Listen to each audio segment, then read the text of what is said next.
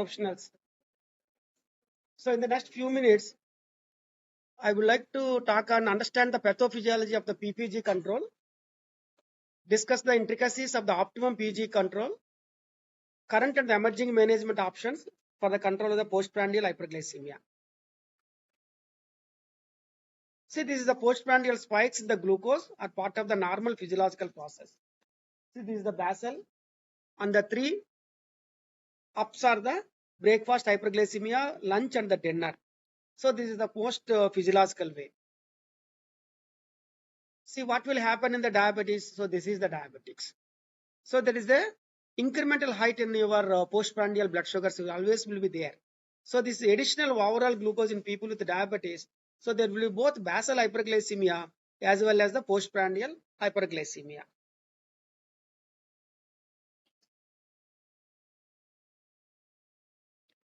See the normal subjects and the type 2 diabetics. What happens to the plasma insulin?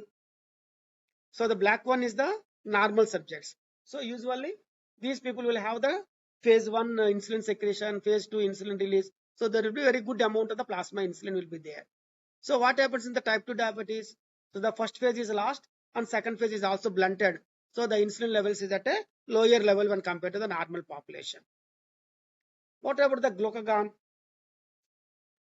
So in the normal persons that will be the low, whereas in the in the diabetic individuals there will be hyperglucagonemia.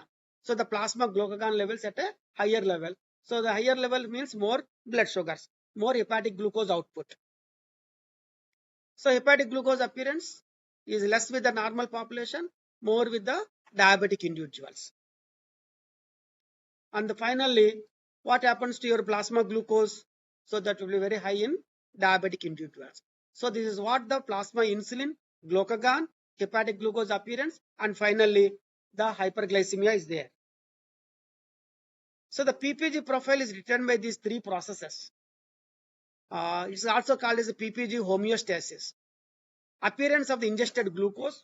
So the more the glucose, more the sugar, more the rice, more the sweets, obviously more the postprandial hyperglycemia. And then endogenous glucose production. So predominantly by the liver, neoglucogenesis and glycogenolysis. So after already the stored glucose in the liver, glycogen is converted to the glucose, that is glycogenolysis. And amino acids and the fats also will be converted to the glucose, that is neoglucogenesis. That's how the hyperglycemia will be there. And glucose disposal into the muscle and adipose tissue is lowered because of the insulin resistance. So the more and more postprandial hyperglycemia. So less entry of the glucose into the muscle and adipose tissue. So glucose disposal at a lower rate.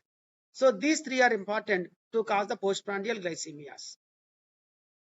Hepatic glucose production accounts for a significant part of the postprandial hyperglycemia in type 2 diabetes.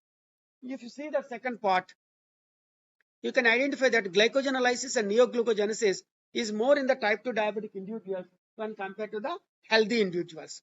See, 20% of your neoglucogenesis in healthy individuals, whereas nearly 28% in diabetic individuals. If you take the glycogenolysis, just 4% in the healthy individuals, whereas the 10% for the diabetic individuals. So these two, nearly the 30% in more in the diabetic individuals when compared to the normal population. So that is the reason hepatic glucose output is very, very high. Postprandial hyperglycemia results from the loss of the early insulin release in the type 2 diabetes. Early inhibition of endogenous glucose production by insulin is important to limit the postprandial glucose excursion in type 2 diabetes.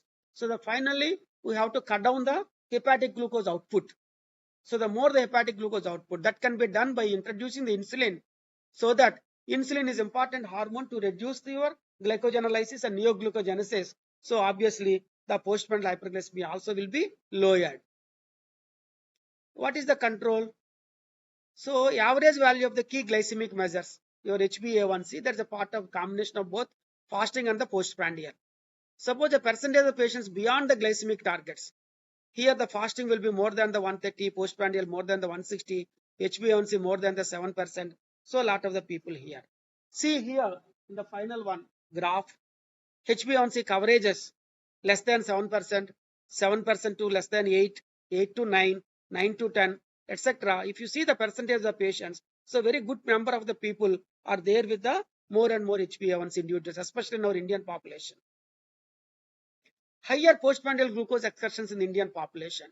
So for the same, especially our Godavari districts, so a lot of the rice eaters, so definitely there will be a lot of postprandial. Indian patients show higher PPG levels before the insulin initiation. See, when compared to the other countries, Indian population, the average postprandial hyperglycemia for us to start the insulin is 279. Whereas in Italy, at 176, they start insulin. Poland 209, Canada 214, etc. Whereas India, it is up to the 279. See, it depends on the person to the person, place to the place also. For optimum glycemic control, both the fasting as well as PP must be addressed. So you are controlling the HbA1c means is a combination of both fasting and the postprandial. See here, what is the amount of the postprandial and the fasting when compared to the HbA1c. Suppose that the HbA1c at 7 or maybe the 8, it is a 30 or 40% is of your fasting hyperglycemia, and whereas the postprandial hyperglycemia is about 70 to 60%. And as the HbA1c is very higher, is more of the fasting hyperglycemia when compared to the postprandial hyperglycemia.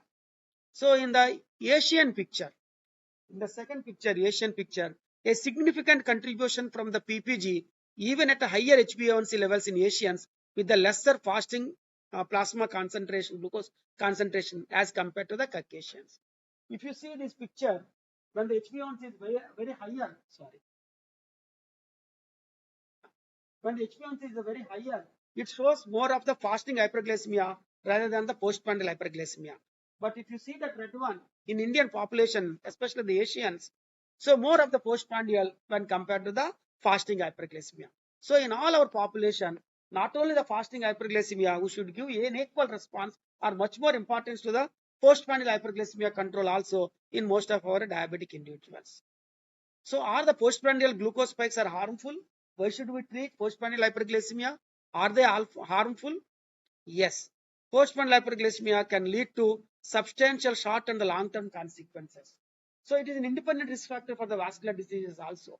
So that is the reason even the pre-diabetic or impaired glucose tolerance is a common risk factor to get an early ischemic heart disease. So the postprandial hyperglycemia is harmful and should be addressed. So here in your patients, what do you target for the optimum postprandial glucose control? A 1 hour postprandial, 2 hours, or 1.5 hours, or pre-meal glucose or before the next meal. So all these years we thought that it is a 2 hours postprandial, but now even the 1 hour postprandial is also very, very important. So it's a 1 hour postprandial is much more important. Optimum PG control, clinical implications.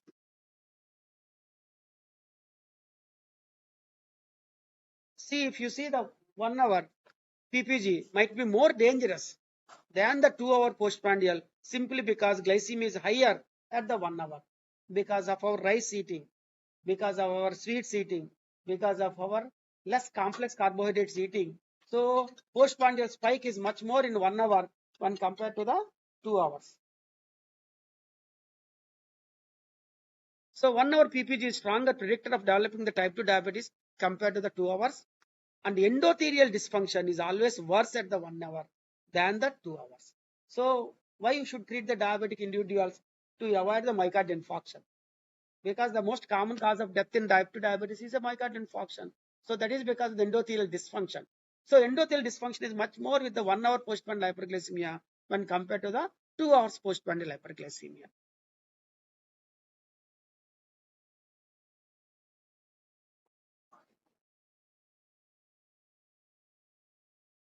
So why 1 hour postprandial hyperglycemia might be dangerous? So what are all the possible mechanisms and associations? See, increased arterial stiffness. So that will definitely will lead to more and more hyperglycemia and the endothelial dysfunction. Increased LV mass. So increased LV mass that leads to the heart failures. Increased LV diastolic dysfunction. So the filling pressure, filling defect. And secondary to the acute myocardial hyperglycemia. So triglycerides, apolipoprotein B levels. So these are all dyslipidemia. So the 1 hour postprandial hyperglycemia is related to your dyslipidemia, your cardiac, and also to the arteries vessels. and also to the acute hyperglycemic syndromes. So what are the targets? So the postprandial hyperglycemia may be less than the 180, 160, 140, 180. Both AD and IDF suggest targeting PPG after 1 hour from the start of the meal.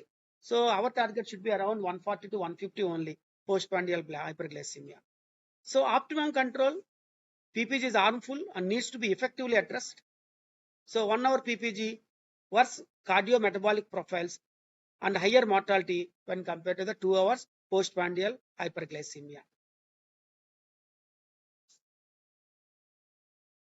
So these are the different insulin molecules. The insulin aspartate.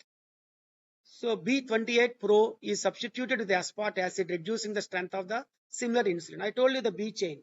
So B chain at the 28, the proline is substituted with the aspartate. That is the insulin aspartate. Treatment of the diabetes in adults, adolescents, and children last 15 years. Continuous infusion in a pump system. IV usage, useful in the pregnancy and the lactation, and also in the elderly individuals. Better postprandial blood glucose control with insulin aspartate with the regular human insulin in a meta-analysis. See, because the onset of the action is just 5 to 10 minutes and the peak action is 2 to 3 hours. So that's how it controls the postprandial hyperglycemia much better when compared to your regular human insulin. So the chase to mimic the physiological mealtime insulin response continues, addressing the unmet need in the early glucose control. See, this is from the rapid acting insulin, the regular human insulin. See these two. So this is ultra fast insulin, that is your FIASP.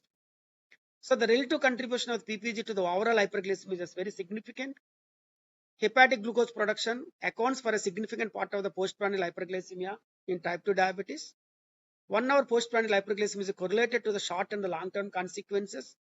And insulin aspartate can help to achieve the superior mealtime blood glucose control with a significantly lesser risk of hypoglycemia compared to the regular human insulin.